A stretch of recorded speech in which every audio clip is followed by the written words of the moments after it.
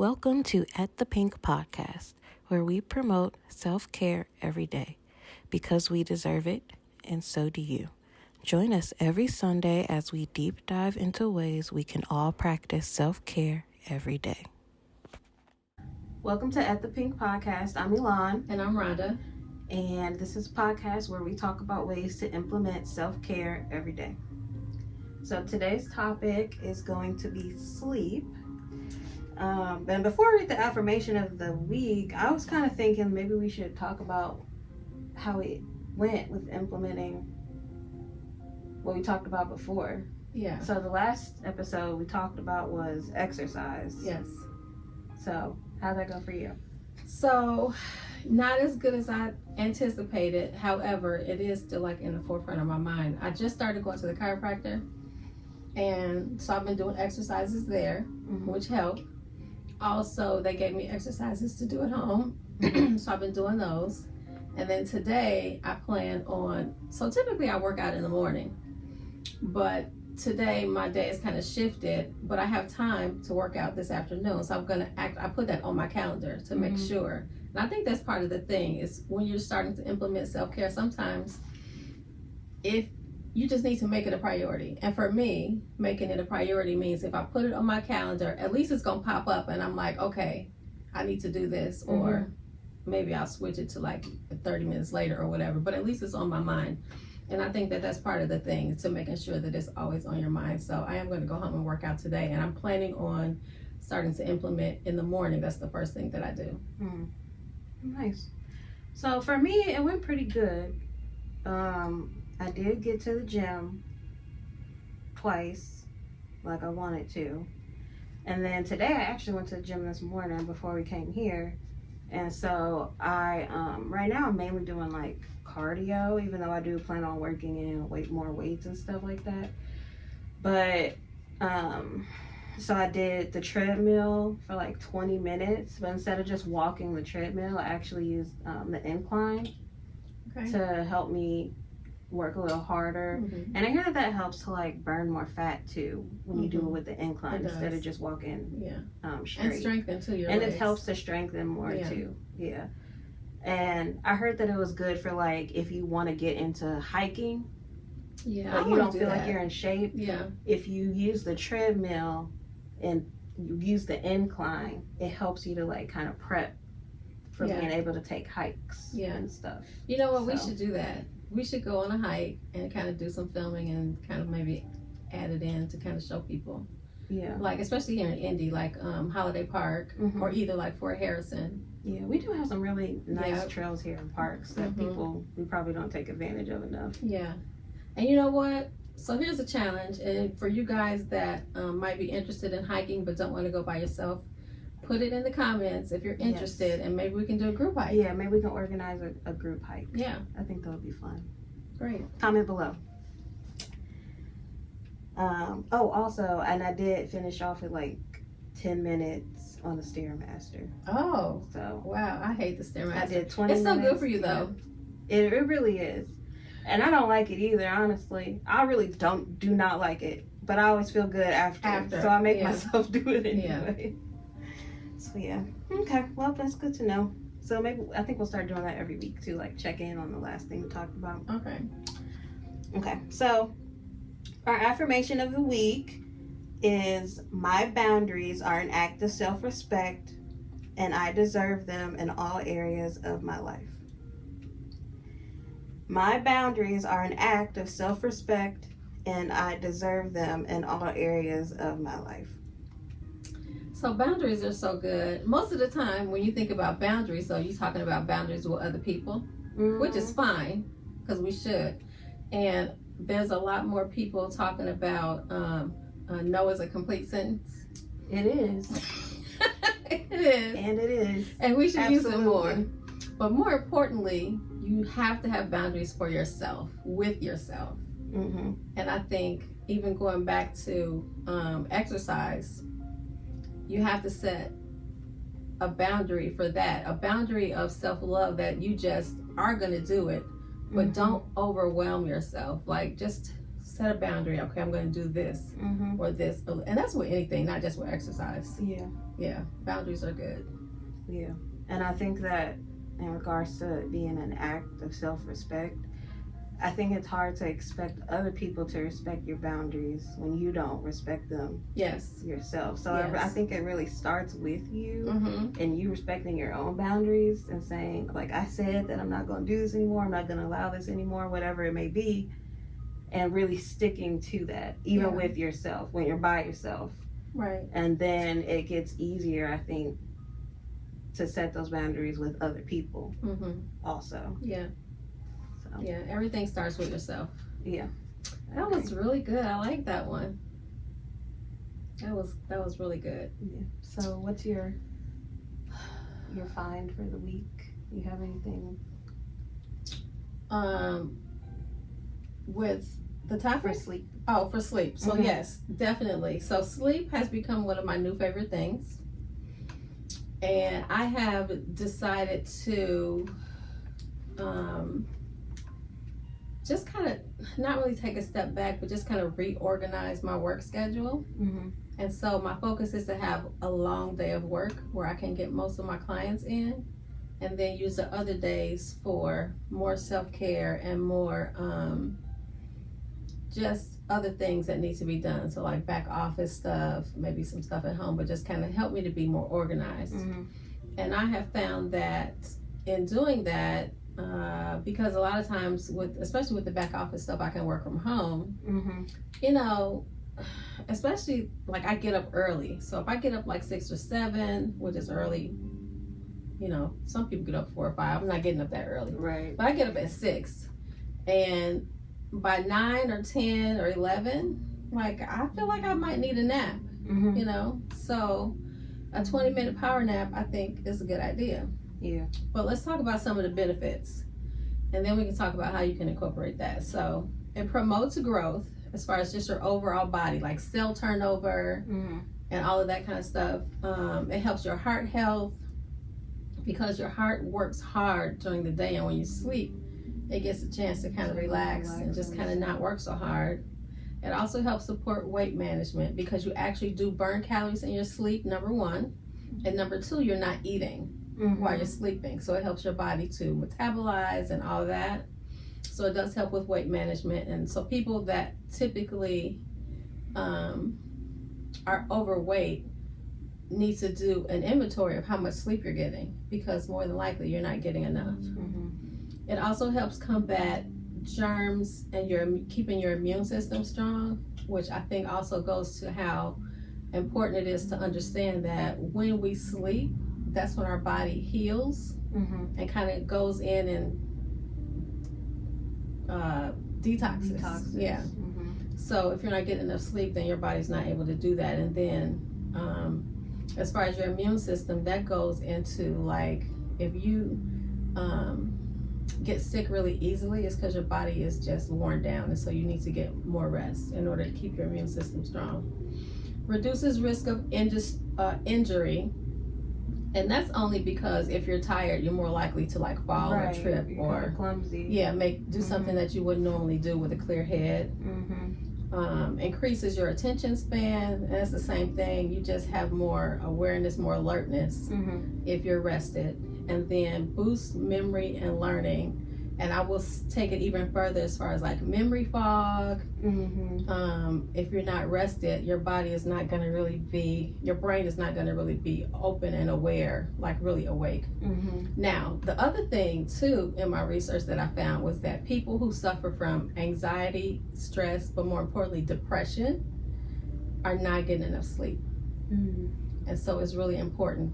Exercise is important for those things as well, but sleep is really, really important.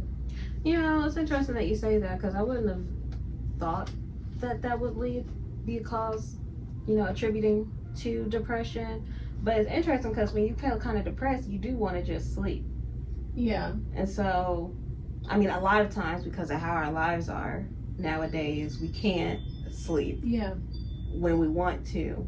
But it's interesting that our bodies naturally want to sleep when we are feeling depressed. Yeah, but that's because your body knows what you need automatically. Right. And if you listen to your body and give it what it needs, Mm-hmm. a lot of things you wouldn't even have to go through. Yeah. So That's very interesting. So how's your sleep?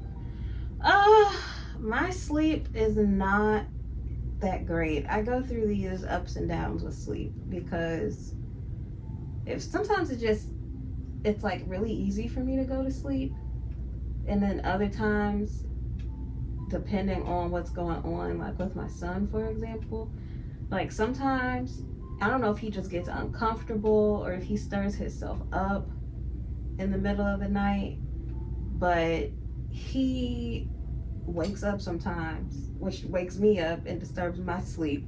Mm-hmm. And then I feel like once I'm up, I have a hard time getting back to sleep.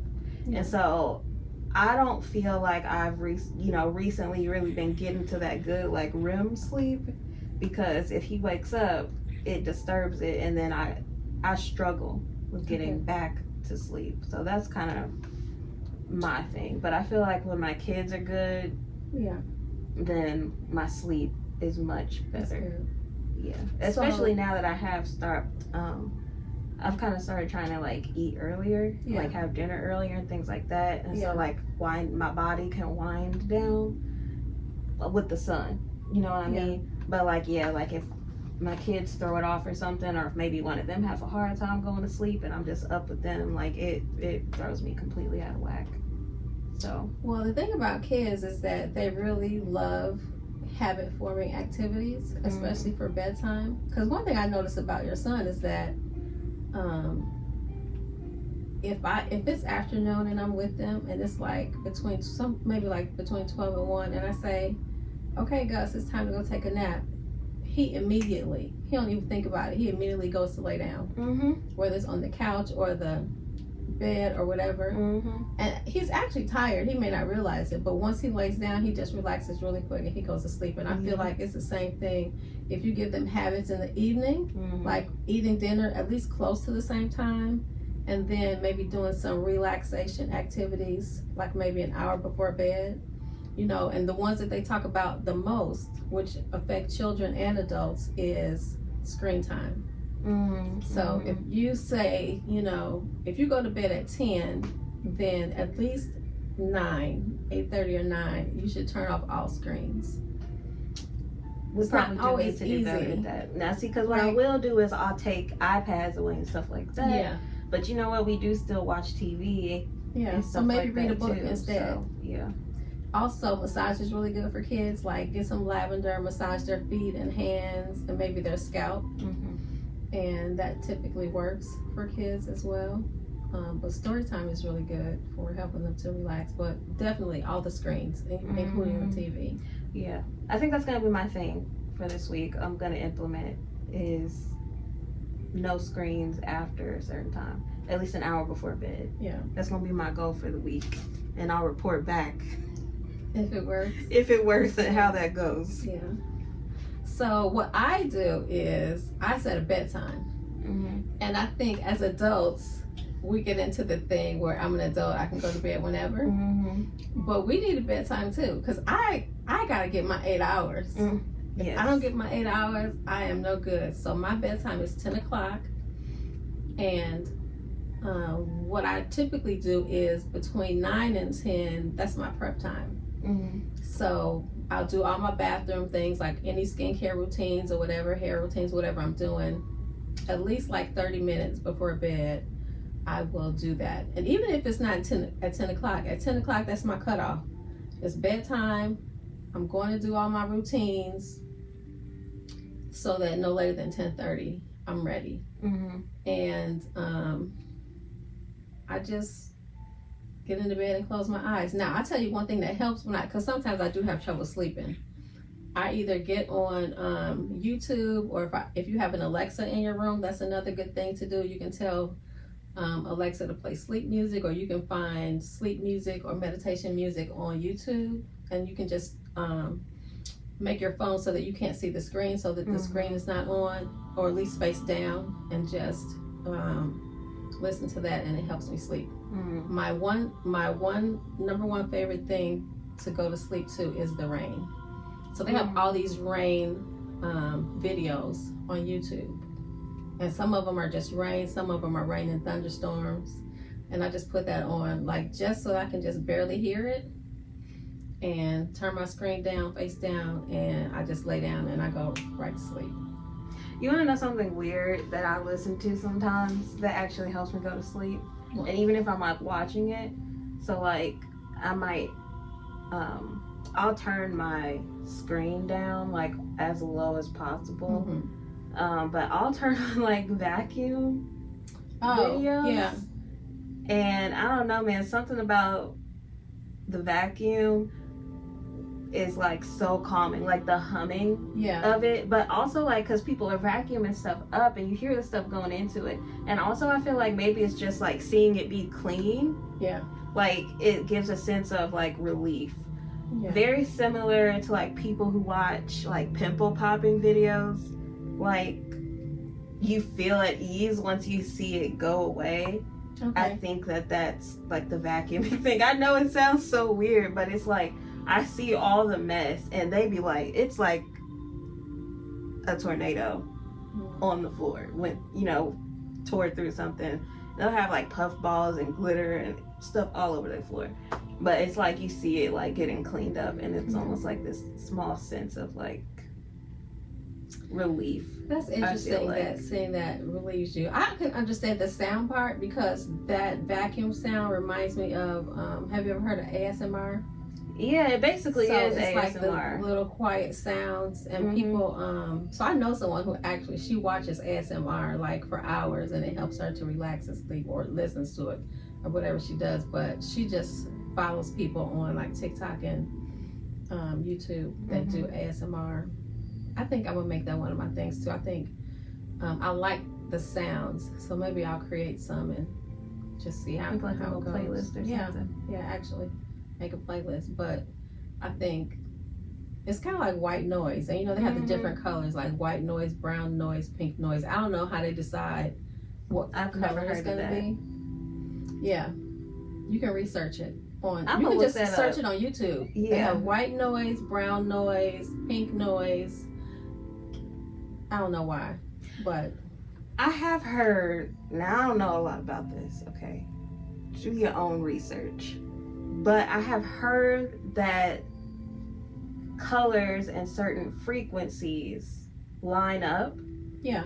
So I wonder if the sound hits a certain frequency, if that matches the color that the frequency that makes sense brings up or whatever. Because you know there's some people who, I don't remember what it's called, but there's some people who say that when they hear, they see colors.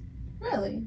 Yeah, it's like this rare thing, but yeah, like I'm gonna have to look into that. I don't know if it's called hearing colors or whatever, but when they hear certain things in certain tones, they claim that they actually see colors. Wow. Yeah. That's fascinating.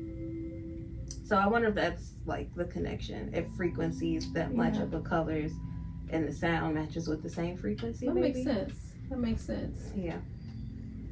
Something that's worth a Google. It is. I think. Absolutely. So just to kind of recap, well, all the things about why it's important to sleep are there, but different ways to help you sleep. The colors, the sounds, and that's a big one for me, the sounds. Having a routine before you go to bed, turning off the screen. Yeah. I will say that I do think that the tart cherry juice, like it's almost like a natural melatonin, and I do feel like that works. It's just hard to drink sometimes. You think so? Yes, it's very flavor. Tart. It is tart, but so how much? Just like a shot right before bed, or still like an hour before? I think you can do it like right before bed, and it'll still have good effects on you. Okay. But probably if you drink it earlier, it'll probably help you wind down. Yeah.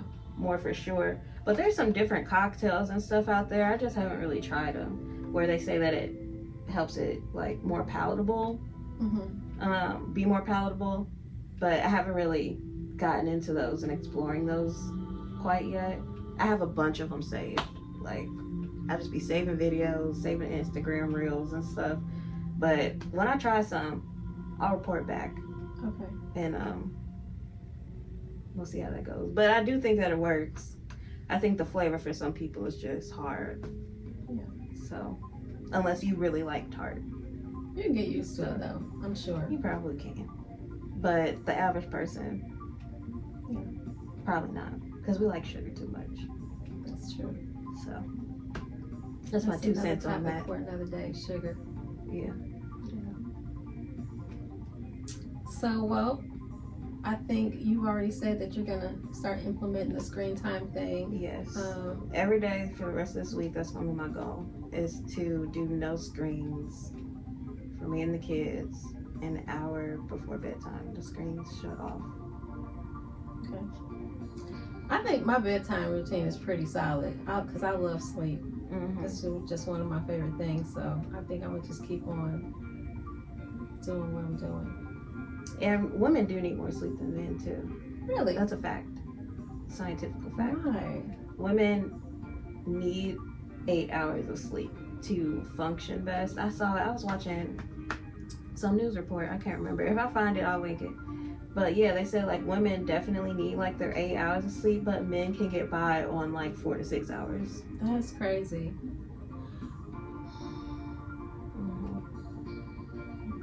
So is there anything extra you want to implement to maybe improve your sleep even more?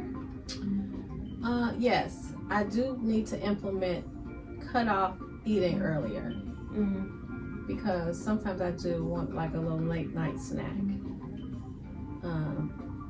So yeah, maybe I'll try that and see if that helps me get even a deeper sleep. Because I do wake up during the night. I very seldom sleep straight through. I don't have trouble going back to sleep though, but I wonder if I just ate earlier and cut off. So that's what I'm gonna do. All right. Yeah. Well, we'll report back next week. Okay. And so, I'm Thanks. Elon. And I'm Rhonda. Well, thank you for watching and tuning in again today. And so we will see you next week at the Pynk. Rhonda Holt started Spirit, Soul, and Body Wellness in 2006. When her daughter Elon joined the company in 2016, they changed the name to Pynk Monkey and quickly became the BIPOC family female-owned spa in Indy, specializing in waxing. Their passion for self-care is obvious when you enter the spa.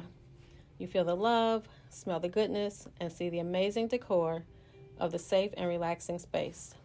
You can find them on social media at Pynk Monkey Indy, on their website at pinkmonkey.net, and their YouTube channel at Pynk Monkey TV. You can also call or text 317-985-1649.